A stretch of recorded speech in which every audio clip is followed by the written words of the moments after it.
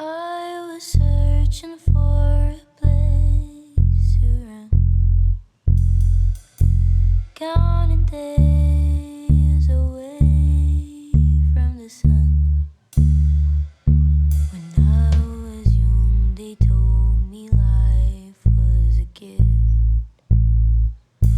Now I grew old and I just can see it. Am I ever gonna find a way out? I'm just tired of holding this loud. Silence inside of me is burning deep. I still don't know how I'm keeping it here.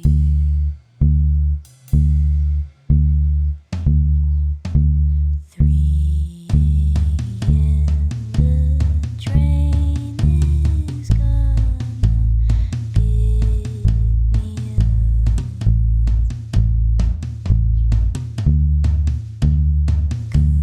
Goodbye, mother, that is how I'll let you down. You used to be my safe place, but I was digging my own grave. Eu, assim, não tem como diagnosticar o passado, mas eu estava à beira de uma psicose mesmo, eu tinha várias alucinações, assim, eu perdi totalmente o senso de realidade.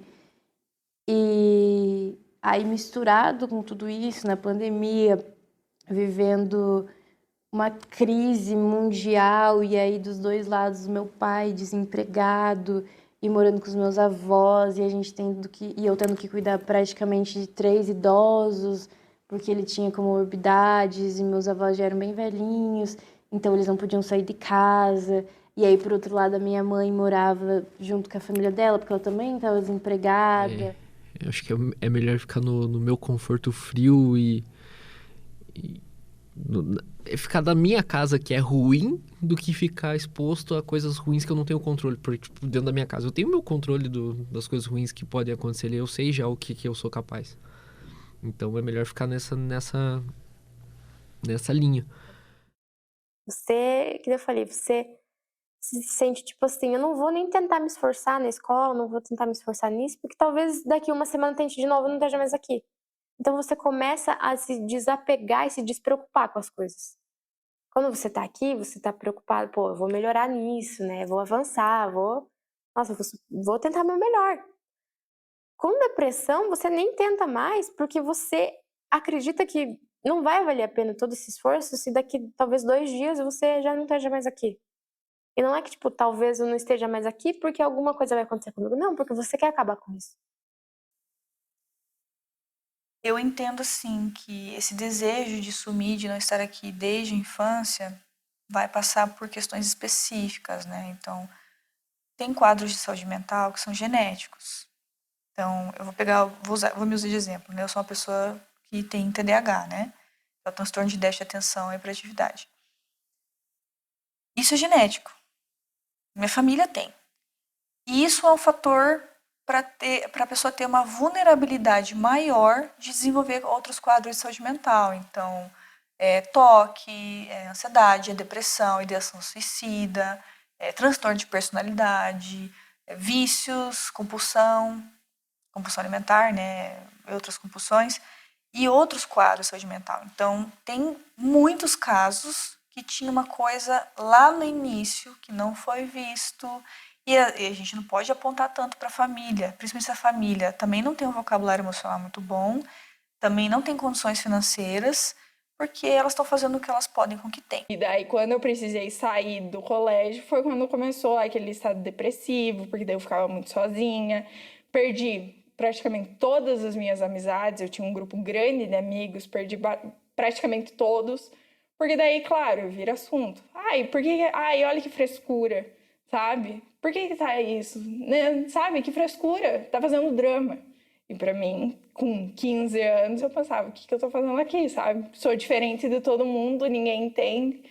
Então foi nesse momento, assim, que percebi que não tava legal. Sim, eu sempre fui meio isolada. Tipo, eu nunca tinha entendido o porquê, depois de adulta que eu fui entender que eram por conta de problemas psicológicos e psiquiátricos, mas eu sempre fui meio isolada, eu sempre fui sozinha, assim. E eu sempre tive o pensamento de que eu vou morrer sozinha. Assim, esse é um pensamento constante que ele ainda existe dentro da minha cabeça, mesmo que eu tenha tido um bom tempo de terapia, eu acho que ele vai ficar comigo e vai continuar para sempre, assim, que eu vou, em algum momento eu vou ficar muito sozinha, e eu acho que esse é um dos maiores gatilhos, assim, o medo da solidão e de um final sozinho, assim. E aí, na minha festa de 15 anos, a minha tia, uma delas, né, ela foi até lá e os meus primos também, eles compraram um bolo e várias coisas, assim, e tudo rosa. E depois que eles foram embora, eu só lembro de eu falar pro meu pai, eu agradeço muito a atitude que eles tiveram, mas assim, eu percebi que eles não me amam de verdade. Por quê, né? Porque pra mim, vale muito mais você perguntar se eu tô bem do que você fazer uma festa extremamente mirabolante pra mim. E ainda mais rosa, é a cor que eu menos gosto. Então foi o momento que eu mais me senti sozinha, assim, nesse isolamento. E aí, lidando com esse isolamento, eu criava coisas na minha cabeça pra me sentir menos sozinha. Não tem necessariamente estágios, não tem necessariamente esse processo marcado que a gente consiga generalizar, né? Porque aí depende de cada pessoa, assim, a gente recebe pessoas com depressões, com formas de depressão que incluem muito riso, por exemplo. E aí como é que a gente explica isso, né? Racionalmente. Porque aquela pessoa lida daquele jeito. Rindo, que é o rir de nervoso, talvez, muitas vezes, né? Mas, ou rindo porque se vê tão ridícula, e aí nesse sentir-se tão ridícula, veja, eu não valho nada mesmo, e, entende? É um encadeamento e um aprofundamento de muitas dores, de muitas marcas. A gente pode falar de traumas também, mas também tem vidas que não necessariamente passaram por traumas e têm uma depressão forte, né? Então não tem como a gente ter um protocolo, pelo menos não pela psicanálise, esse passo a passo, porque depende de cada caso, de cada singularidade, de cada pessoa, né? Então, assim, é muito relativo isso, assim, não tenho como trazer como que isso vai se consolidando, né? Isso vai, assim, esse sujeito que vai minguando, até esse ponto zero, com muita dor, mas que chega ali num amortecimento da vida, no nada, e esse nada é nada, né? É produção de nada. Então, é mais ou menos por esse caminho que eu pensaria, assim. Se eu te falar, eu nem lembro das vezes que eu me cortei, eu só lembro depois do lençol tá com sangue, ou minha camiseta tá com sangue. Às vezes eu só vestia a camiseta e saía e não via, e era isso. Eu não tenho lembrança direito desse período, assim. Eu só sei que acontecia. Dos suicídios, a gente vê que quem mais morre por suicídio são homens e quem mais tenta são mulheres. E é muito curioso, porque as mulheres tentam mais, só que os métodos que elas escolhem são, não sei se entra a palavra aqui, mas sutil, de medicações, de coisas assim que não são tão violentas, tão agressivas, que é ao contrário dos homens, né? Que escolhem métodos mais violentos e agressivos, e a gente consegue, inclusive, fazer uma leitura de gênero em cima desse dado. Não. Eu só... É um ponto de... Foda-se. Não ligo, sabe? Vou fazer... Se a dor sumir, sumiu. Se eu sumir, sumiu. Se não sumir também... Na próxima talvez dê certo. Eu só não ligava mesmo. Tipo, não me importava comigo ou com as outras pessoas, assim. Onde estão os homens? Tornou a perguntar o príncipezinho. A gente se sente um pouco sozinho no deserto. Entre os homens, a gente também se sente só, disse a serpente. O pequeno príncipe olhou-a por um longo tempo. Tu és um bicho engraçado, disse ele. És fina como um dedo, mas sou mais poderosa que o dedo de um rei, disse a serpente. O príncipezinho sorriu. Tu não és tão poderosa assim. Não tens nem patas, não podes sequer viajar. Posso levar-te mais longe que um navio, disse a serpente. Ela enrolou-se no tornozelo do pequeno príncipe como um bracelete de ouro. Aquele que eu toco, devolvo à terra de onde veio, continuou a serpente. Mas tu és puro e vens de uma estrela. O príncipezinho não respondeu. Tenho pena de ti, tão fraco neste planeta de granito. Posso ajudar-te um dia. Se tiveres muita saudade do teu planeta, posso... te compreendo muito bem, disse o pequeno príncipe. Mas por que é que falas sempre por enigma? Eu os resolvo todos, disse a serpente. E calaram-se os dois. This feeling, I just want to fade away. I just know one way out.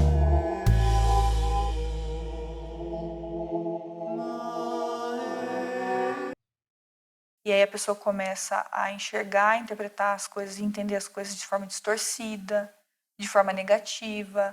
E aí fica fácil chegar no pensamento de ideação suicida.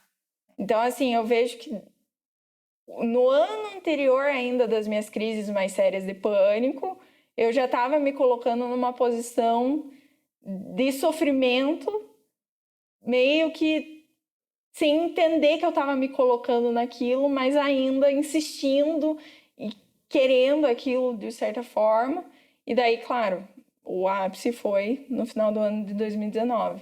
Mas eu vejo que no ano anterior eu estar me colocando em situações de sofrimento e não entender aquilo era um sinal muito claro de que as coisas não estavam muito certas.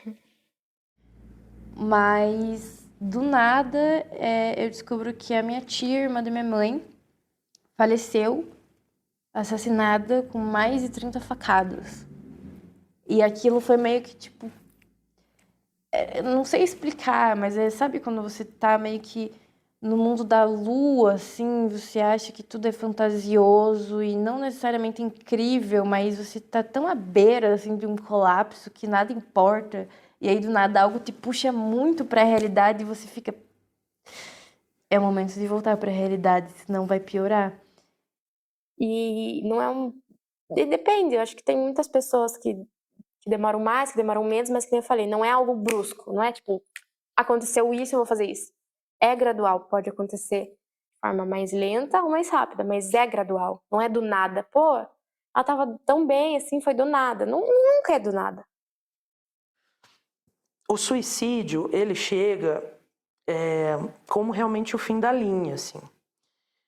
É um estado, vamos pensar, né? Assim, eu fico sempre pensando que a prévia de um suicídio concretizado, efetivado, é o momento de maior abismo daquela pessoa, né? Em que ela vê zero possibilidades. Zero, zero, zero. E numa lógica de também não valorizar a vida, mas não ver valor. Não valorizar no sentido de, você não valoriza a sua vida, não. De não ver valor mesmo na possibilidade de fazer outras coisas com a vida. Então, o suicídio, ele é o limite máximo, assim. O limite máximo que a pessoa chegou e ela não dá mais conta do tamanho da dor que ela sente. Até porque A dor de uma depressão, né, de um quadro depressivo forte, ela é uma dor física, inclusive. Cara, bom, sabe quando dói tanto, mas tanto, que depressão que não tem pra onde sair, tipo, é uma dor que tá lá dentro, tipo, não tem pra onde sair, não sai, não consigo chorar, não consigo gritar, não consigo fazer nada. E a partir do momento que eu me cortava, eu dava a impressão que ela tava saindo junto com o sangue ali. Ela só tava indo embora. Porque doía tanto lá dentro que a hora que eu cortava doía mais pro lado de fora. Então, parece que tava saindo. Parece que tava... O me cortar, ele era... Eu não conseguia expurgar colocando em palavras ou em desenhos, mas eu conseguia tirar daquele jeito, sabe? A galera da minha juventude, dos adolescentes de 14, 15 anos da minha época, eu acho que isso é um movimento que ainda acontece, mas não com da mesma forma que era antes, mas é uma romantização, assim. Tipo, eu vivi uma época de romantização de automutilação, que era bonito. E pra fase de você parar de pensar e começar a executar na tua cabeça como você vai fazer. Daí eu fazia, tipo, que nem eu falei, não vou me machucar fisicamente, tipo, me cortar, talvez, ou nada que envolva sangue, porque vai ser difícil de limpar. É aquela coisa de que eu não quero estar aqui. Mas não entender aquilo como eu não quero estar aqui, eu quero morrer. Porque falar sobre morte é extremamente tabu. Muito tabu. Falar sobre suicídio é extremamente tabu ainda. Hoje em dia ainda é muito tabu. Então eu acho que o pensar ou eu quero sumir como eu só quero sair daqui, não quero estar aqui, é uma forma de que eu quero morrer. Porque quem que some desse jeito? Quem morre. O tema saúde mental, psicologia, ainda é muito novo no nosso país, né? Ainda é um tabu, querendo ou não. O pessoal acha que é coisa de fraqueza, mimimi, essa geração nova não aguenta nada, né? Esses jovens. E não é bem assim, né? Porque a gente tem relato de suicídio, de saúde mental, ó, desde que a sociedade é uma sociedade, desde que o ser humano é um ser humano. Não, daí me afogar não dava. Me enforcar, até onde que eu vou me enforcar aqui em casa? Não tem onde me enforcar. Se eu for me pendurar em algum lugar, não vai dar certo. E daí eu comecei nessa noite que eu tentei me matar, foi com remédios. Então, eu nunca cheguei a fazer nenhuma tentativa, isso eu deixo bem claro, nunca tentei. Mas eram pensamentos muito recorrentes, de que eu não quero estar sofrendo desse jeito, eu não quero estar fazendo minha família sofrer desse jeito, eu não quero estar dando esse trabalhão, e era sempre pensando muito nos outros. Então, eu não quero causar esse trabalho para você, eu não quero fazer você sofrer. E eu não entendia aquele sofrimento como meu. Daí eu voltei pra cama e eu lembro da minha cachorrinha. Nas duas tentativas ela tava comigo. E eu chorava olhando pra ela, assim, tipo, implorando por perdão pra ela. Pra minha cachorrinha. E eu me sentia muito triste que eu ia abandonar ela. E isso, nossa, é como se estivesse arrancando algo, assim, de você. E aí, perder, assim, uma pessoa que mesmo que eu não tivesse um convívio muito grande, mas era uma pessoa fundamental para a família, foi bem complicado. Eu piorei bastante naquela época. Eu lembro que, nossa, eu demorei 8 meses, assim, para realmente viver o luto da minha tia e entender o que tinha acontecido. Então, assim, esse eu quero sumir muitas vezes era mascarado com eu não quero dar trabalho. Mas ou não dá trabalho, quem não dá trabalho? Quem morre, sabe? Então, eu acho que é um processo que muita gente passa de eu quero sumir, mas não entender que esse eu quero sumir, eu quero morrer, sabe? E tipo, pera lá, o que tá acontecendo? Ah, não, eu tô meio sem vontade, não tô muito afim. Por quê? Ah, não sei. Realmente, ela não sabe, mas ali, esse é o sinal pra mim que se você conhece a pessoa e tem convivência com ela, você sabe o que ela gosta. Pelo menos ela já disse alguma vez, e ela não tá fazendo aquilo. O sono prejudicado, não tô dormindo muito bem. Aí você escuta esse discurso, sei lá, 3, 4 vezes toda semana, já tá sinal de alerta.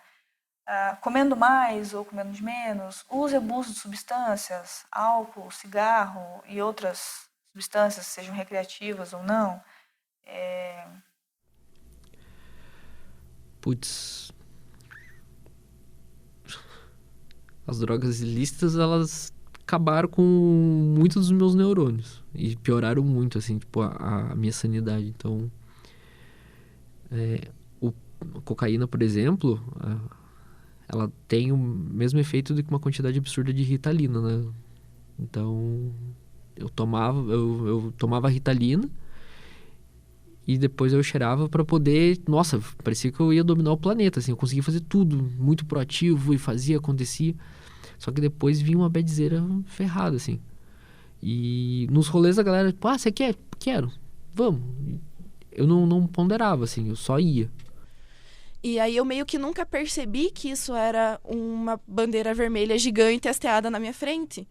Porque as pessoas que estavam em volta de mim, tipo, os meus poucos amigos, olhavam pra mim e falavam, nossa, que legal, olha, me cortei ontem. E todo mundo tratando isso de uma forma romantizada, sabe? Eu só fui perceber que a mutilação era um grande problema quando eu comecei a fazer tratamento. E quando eu comecei a perceber que a mutilação ela vinha junto de crises. Que era eu ter uma crise depressiva, uma crise de ansiedade, que junto disso vinha a vontade de me cortar, a vontade de arrancar pedaços de pele e afins, assim. E o pensamento suicida vinha junto. E eu só fui perceber isso depois de muito velha. Depois, quando eu tava com os meus 20 anos, já fazendo terapia. Porque... Entendeu o que isso significava, que não era só, eu perdi uma tia. Sem querer, ela foi morta com mais de 30 facadas, não. Morreu-se uma mulher negra, morreu-se uma mulher negra, pobre, morreu-se uma mulher negra, pobre, com um filho de 7 anos, e dessa forma. E aí, quando eu fui entendendo que tinha camadas sociais por trás disso, isso me pegou, assim, de uma forma muito complicada. E, de um lado, aquela mesma situação com meu pai, daí, do outro lado, eu tendo que cuidar da minha mãe, estando numa depressão profunda e à beira de um colapso, mas como que se ajuda uma pessoa quando você tá mal, né? É muito complicado. Engraçado, fanático, perturbador, montanha-russa de emoções. Dores estragadas, muito bem pensadas, confesso, me pegou de cilada. Me deixou sem nenhum tostão no bolso e um choro fadado a qualquer pingo de remorso. Viver é como esperar o 5º dia útil do mês e se contentar com mentiras de senhores que controlam nosso destino. Religião e fé. A única coisa que eu aprendi com a Bíblia é que ela faz uma boa fogueira. Seja de faíscas ou pessoas, essa história eu conheço bem. Só queria que segurassem a minha mão, mas depois de perder mais pessoas do que eu posso contar nos dedos, entendi que amigos de faculdade são só amigos de faculdade, que parentes são só parentes, e que o conforto de um abraço foi quando eu coloquei minhas guias no pescoço, vesti a roupa branca, acendi uma vela e implorei para a dor passar. Leaving endless leaves, I'm sick of it all. I took the pills, hoping I was standing tall. With a smile in your eyes, they don't know. I'm pretending to be done. A gente tem dificuldade até de cuidar da gente mesmo, né? Então, não tem como. Por isso que quando uma pessoa se mata, a sociedade inteira falhou com essa pessoa. Não foi essa pessoa, não foi a família, não foi o cônjuge, não foi os filhos. A sociedade inteira. Então, não tem como cuidar da pessoa sozinho. Mas a gente pode ser a gente pode ser a ferramenta de apoio, tipo, vamos procurar ajuda junto? Você quer conversar? Eu posso te ajudar em alguma coisa? Dentro disso tudo que você me falou, o que eu posso te ajudar? O que você gostaria que eu fizesse? E às vezes a gente acha que a pessoa quer desabafar porque ela quer que a gente resolva o problema dela. E tem coisa que não é resolvível assim, né?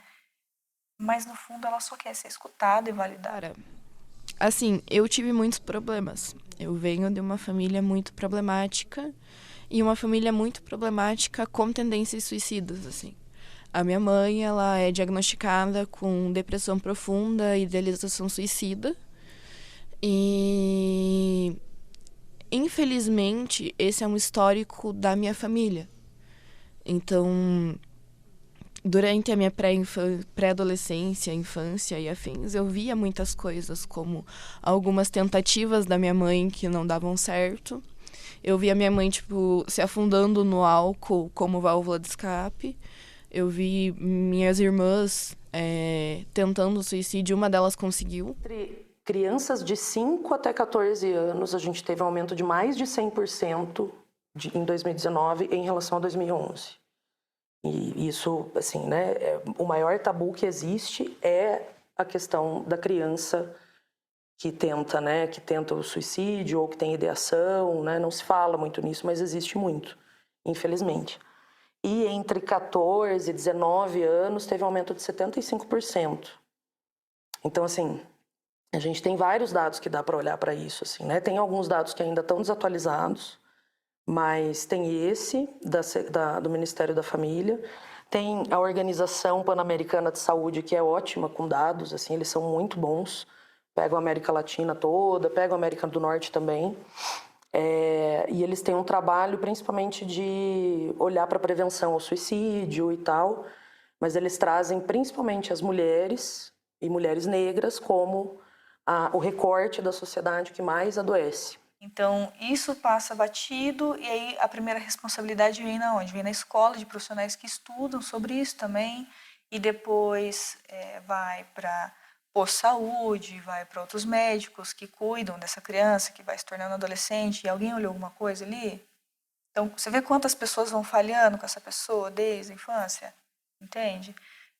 E quando a gente vê casos de neurodivergência de pessoas em categorias minoritárias no geral, essa vontade de sumir muitas vezes vem porque se percebe diferente. Ou dos demais, ou do que a sociedade espera, cobra, exige, ou o padrão que a sociedade ovaciona. Ou seja, no formato do corpo, na altura desse corpo, no tipo do cabelo, na cor da pele, se tem ou não alguma deficiência, se tem ou não alguma diversidade de gênero, sexualidade ou de neurodivergência. Então, tudo isso vai trazendo, como eu falei para você, quando a pessoa não consegue explicar o que está acontecendo, ela aponta para ela mesma. E grande parte do bullying que eu sofria não era nem pelos alunos, você ter uma ideia. Era pelos professores mesmo. Porque como eu tinha dificuldade em aprender, não que eu não era burro, que nem de forma pejorativa que colocam. Eu só simplesmente não achava importante aprender aquilo na escola. Eu sempre aprendi muito bem outras coisas, eu sempre fui muito inteligente em áreas específicas. Mas dentro da escola, do sistema de ensino que existe hoje, eu era considerado uma criança burra. Daí os professores sempre me humilhavam, me menosprezavam. E por anos isso daí foi uma barreira que eu tive que enfrentar, porque eu demorei para entrar na faculdade por eu achar que eu era limitado. Que eu era um completo idiota. Eu ficava nesse looping, sabe? E as coisas só piorando, porque daí eu ficava pensando assim: se eu não sirvo para estudar, se eu não sirvo para trabalhar, eu sirvo para quê? Se o capitalismo não me quer, o sistema educacional não me quer, vou fazer o que da vida? Aí eu tentei me matar. Na minha cabeça, eu não precisava pedir desculpa pra minha irmã, nem pra minha avó, nem pra minha mãe, porque, tipo, óbvio, agora eu reconheço que, tipo, se eu fosse agora, eles iam ficar, assim, até os meus avós que me criaram iam sentir impotência. Assim, óbvio, eu senti saudade, muita saudade. Mas iam se perguntar por que eu fiz isso. Será que eles fizeram alguma coisa errada na minha criação? Agora eu vejo isso, o quanto, seja porque eu tenha tentado, seja por fatores externos, se eu morresse agora, ia afetar a vida de todo mundo ao meu redor. E eu pensava, eu não quero mais estar aqui, porque eu vi o sofrimento dos meus pais. Para os meus pais foi muito difícil também, sabe? Foi difícil para mim, mas para minha família foi terrível também. Então, assim, foi triste para mim. Eu percebi que eu não queria estar ali. Eu não queria estar vivendo aquilo, eu não queria estar fazendo isso com a minha família. E eu acho que o que resumiu para mim foi uma tristeza. Que é uma tristeza e uma culpa, sabe? De que eu tô tão mal, que eu tô causando dor nas pessoas que eu amo. E nessa casa morava eu, a minha mãe e o meu primo, filho da minha tia. E aí, ele era, não sei se ele tinha algum transtorno mental, não era nada diagnosticado, mas às vezes ele dava uns surtos, assim, enfim. E aí teve um dia que ele começou a quebrar tudo, assim, no quarto dele. E aí era assim, tinha um quarto dele e aqui era o quartinho que eu morava com a minha mãe. E o resto era a casa da minha tia. E ele começou a quebrar tudo. Ele pegou uma faca, ele começou a se cortar forte, assim, bem fundo. E aí ele correu pra rua. Nesse momento, a minha mãe correu atrás dele e foi ela que salvou ele naquele dia. E eu lembro de pensar assim, nossa, eu só queria que ele morresse, eu não queria que ele continuasse aqui. Foi um bom tempo depois da terapia. Que daí a terapeuta foi me explicando que se eu me cortasse, e as coisas só tenderiam a piorar. Conforme eu fosse fazendo isso só ia piorar, não ia ajudar. É um mecanismo que meu cérebro colocava que o corte ajudava a expurgar, mas não, na realidade o corte só ia piorar a situação, porque se eu pegasse uma infecção, se alguma coisa do tipo, então as coisas só iam piorar. Uma das minhas irmãs faleceu porque ela se jogou do viaduto, se eu não me engano. E assim foi indo, assim, tipo, então o suicídio é um tópico muito presente na minha vida. Não que eu gostaria, ninguém gostaria de ter um suicídio como tópico presente, mas de uma forma muito direta. Então, quando eu tentei, que foi em 2017, no mês de 2017, eu escrevi uma carta pedindo desculpa para toda a minha família, e na hora que eu fui colocar a corda no meu pescoço e me jogar, tipo, eu estava aqui com tudo preparado, era só pular, não consegui, eu travei. E as pessoas tinham medo de conversar com ele, de pedir para ele ligar a internet ou algo assim. E comigo ele nunca foi assim. Ele era sempre muito de boas comigo, sempre muito receptivo. E aí eu pensei, nossa, né, por que eu quero que ele morra, sendo que a gente sempre se deu bem? E aí é muito louco como a psicologia funciona, mas desbloqueou uma memória na minha cabeça. Eu fui abusada por ele. E era por isso que eu queria que ele morresse. Então, assim, eu acho que o que definiu essa época foi uma tristeza profunda, não do transtorno da depressão, do pânico, mas uma tristeza de estar causando isso, sabe? E uma culpa também, porque por mais que não fosse intencional aquilo, eu me sentia muito culpada, porque eu pensava, como é que eu deixei isso acontecer? Como que chegou nesse ponto de que eu não consigo sair de casa? Eu não consigo fazer coisa básica, porque ir para a escola é básico. E eu não consegui fazer isso, sabe? Então, eu acho que era isso que definia essa situação, assim. E eu vejo hoje, eu consigo enxergar que eu sou importante pra eles também. Mas naquele momento, eu não... Era só a Bela, que era a minha cachorrinha, que importava, sabe? E, tipo, ela não vai entender que eu não vou voltar amanhã. Então eu chorava, e pedia... E abraçava ela, assim, depois de tomar os remédios, assim, e abraçava, pedia perdão. Então... E isso me pegou também de uma forma... Porque, pense, eu tinha acabado de perder uma tia por feminicídio. A minha tia morreu nua, com mais de 30 facadas, por um homem. E depois roubou ela também. E aí, meses depois, eu desbloqueei uma memória que eu fui abusada. E pior ainda, eu tô morando na mesma casa que ele. E pior ainda, minha mãe salvou ele. A minha mãe foi quem criou ele, na verdade. E isso pra mim foi um baque muito, muito, muito pesado, que ali, acho que foi a época que eu mais tive tentativas de suicídio mesmo. Então eu tinha que achar outros meios de tirar daquilo ali dentro. Aí eu comecei a ir nos shows de rock. Foi uma válvula de escape, porque daí eu entrava no meio dos mosh e começava... Eles me davam pancada, eu dava pancada de volta, eu voltava tudo roxo, dolorido. Mas pelo menos eu botei pra fora toda aquela raiva que tava ali dentro, toda aquela dor. Então eu não precisava me cortar, mas Daí que eu comecei, aí que eu comecei a ir nesses shows, assim. E foi aos poucos que ela foi colocando assim, tente achar outros meios, vá lutar, vá fazer alguma coisa. Daí eu voltei, na época, voltei pra capoeira também, que eu fazia quando era criança. Aí eu comecei a ir nos shows de rock.